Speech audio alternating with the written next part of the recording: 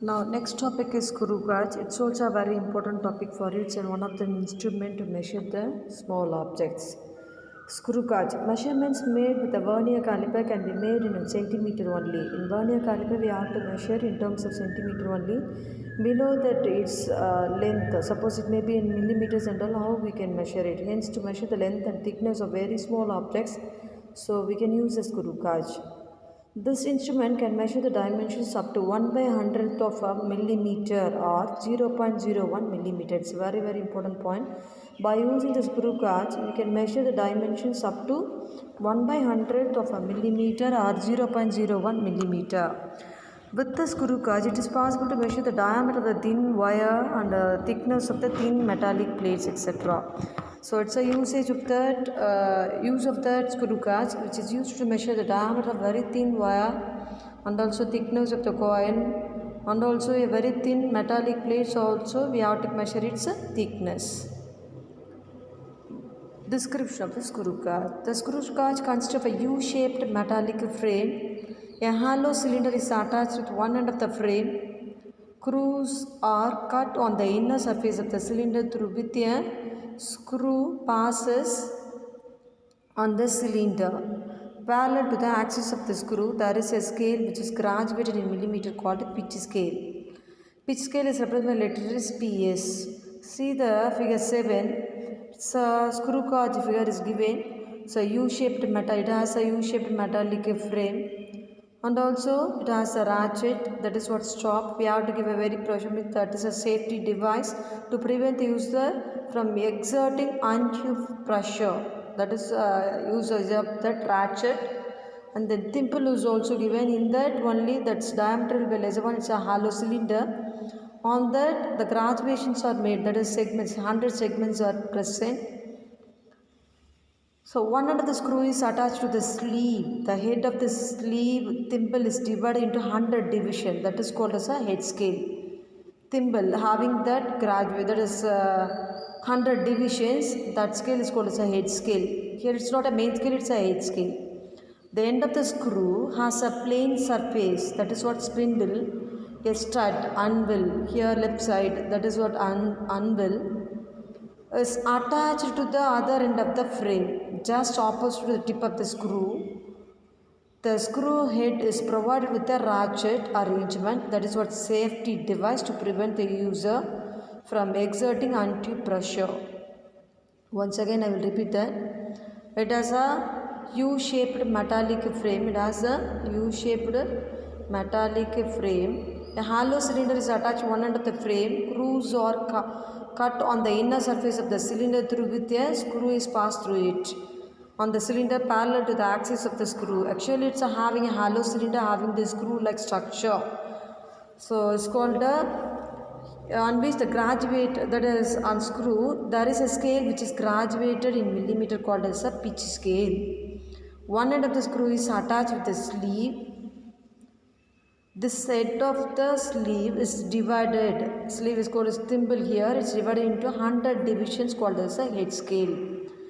The end of the screw has a plane surface spindle, a stud, and is attached to the other end of the frame, just opposite the tip of the screw. The screw head is provided with a ratchet arrangement that is called as a safety device to prevent the user from exerting undue pressure. Using the screw gauge, how we can use it? The screw gauge works on the principle that when a screw is rotated in a nut, the distance moved by the tip of the screw is directly proportional to the number of rotations. Actually, the screw like arrangement is given, no? So the screw gauge working on the basic principle of screw only. Actually, the screw gauge works on the principle that a screw is rotated in a nut, the distance moved by the tip of the screw, how much amount the distance moved by the screw is directly proportional to the number of rotations. How much amount of the rotation we have to give it by using the ratchets, we have to rotate it, no? So we have, by giving that rotations only, the screw which will be moved. So the distance moved by the tip of the screw is directly proportional to the number of rotations. So next one, by using this screw gauge, we have to use it in our lab. First, we have to know about what is the pitch of the screw, what is the least count of that instrument, what is the zero error. So these values we can calculate it initially by using that experiment. So pitch of the screw we have to calculate it. The pitch of the screw is the distance between the two successive screw threads. Actually the pitch of the screw is the distance between the two successive screw like structure I told. By rotating that means what happens, the distance which will be covered by the some distance covered by the screw, no? So the distance between the two successive screw threads, it is also equal to the distance traveled by the tip of the screw for one complete rotation of the head. So we have to rotate the head with one complete rotation means how much distance the screw which will be moved. That is the pitch of the screw. It is equal to 1 millimeter in typical screw gauges. Most of the cases the pitch of the screw is equal to 1 millimeter. The pitch of the screw is given formula. See that distance, pitch of the formula, pitch of the screw which is equal to distance moved by the pitch divided by number of rotations by head scale. Once again repeat that, pitch of the screw, it's a very important 2-mark question. Distance moved by the pitch divided by number of rotations by head scale. Next very important topic is least count of the screw gauge. It's also a very important 2-mark. The distance moved by the tip of the screw for a rotation of one division on the head scale is called the least count of the screw gauge. So here it's a least count of the screw gauge. I told already least count of any instrument is the minimum value that can be measured by the instrument. Here it's not, here this least count is explaining about the least count of a screw gauge. The distance moved by the tip of the screw for a rotation of one division on the head scale is called the least count of the screw gauge. Least count of the instrument, here it's a screw gauge LC, which is equal to value of one smallest pitch scale reading divided by total number of head scale division.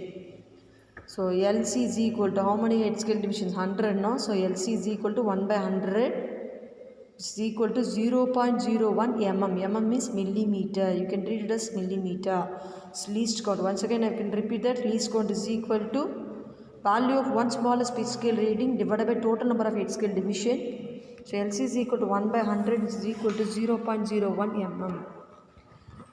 Next we can calculate the zero error of the screw gauge. Here also no zero error. No zero error will occur means no zero error. Another one is positive zero error. Another one is negative zero error. Here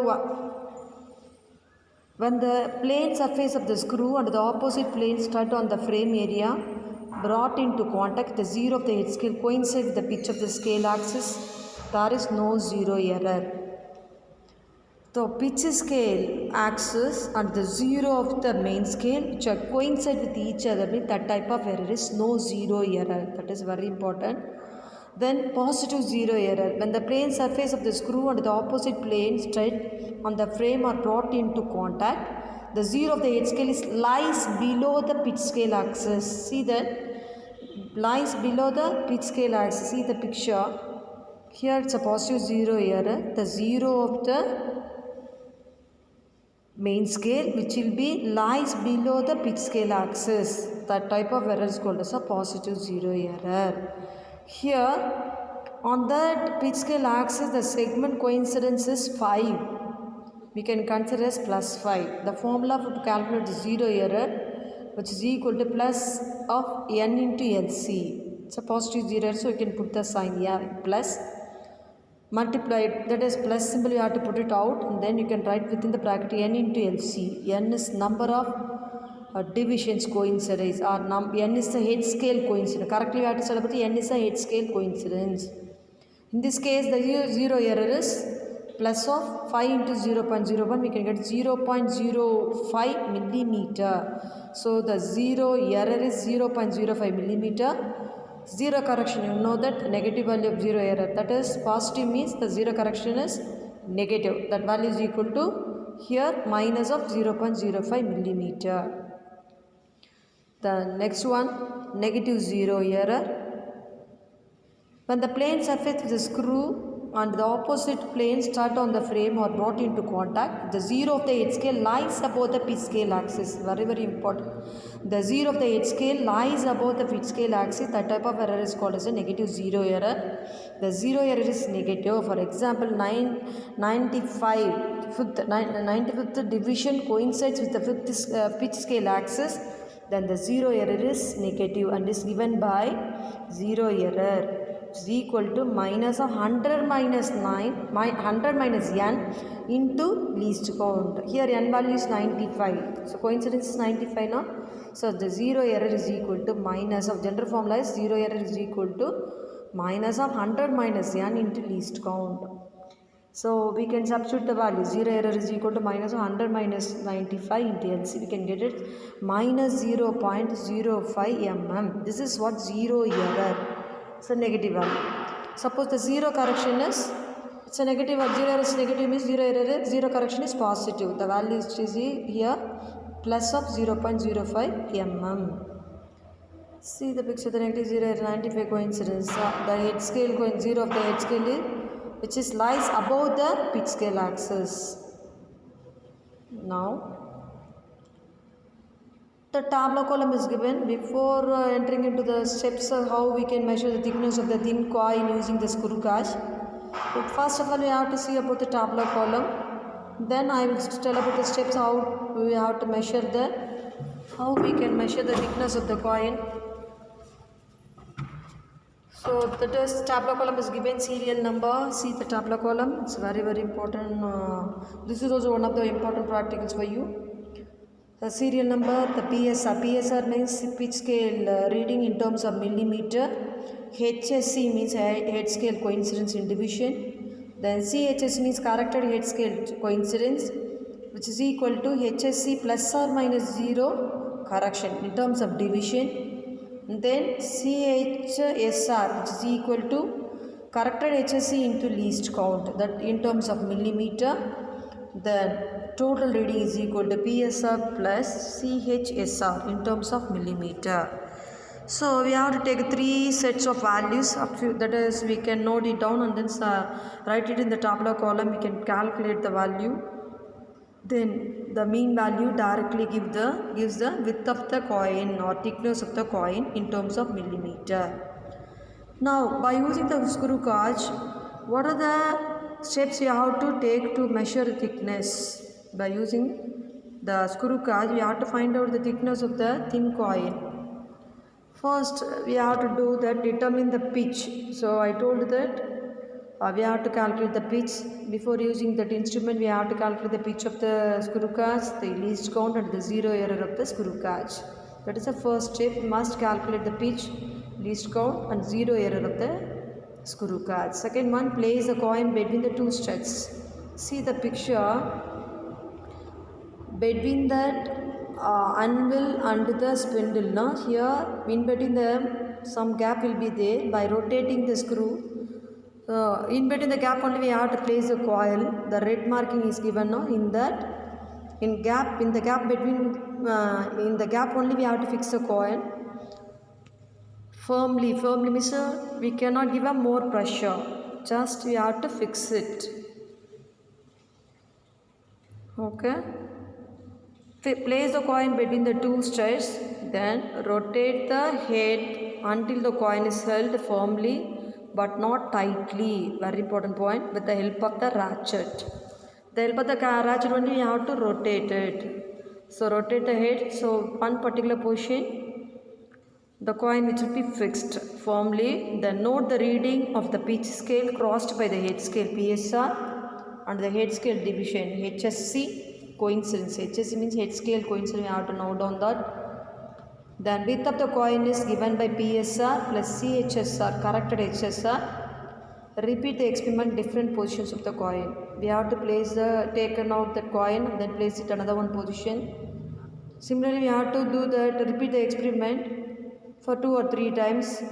Here it's 3 times given. 3 times you have to calculate the PSR and HSR. We can calculate it and tabulate the readings. The average of that last column reading gives the width of the coin. That is the average. Average means the mean value of the The last column, total reading, which is equal to PSR plus CHSR, that is in terms of millimeter, the mean value. Mean value means add the three set of values in the tableau of what we have to get it. So we can add it and then divide by 3 sets. No, we have to add all the 3 values and then divided by 3, that is giving the mean value, that is directly gives the width of the coin in terms of millimeter. Thank you, students.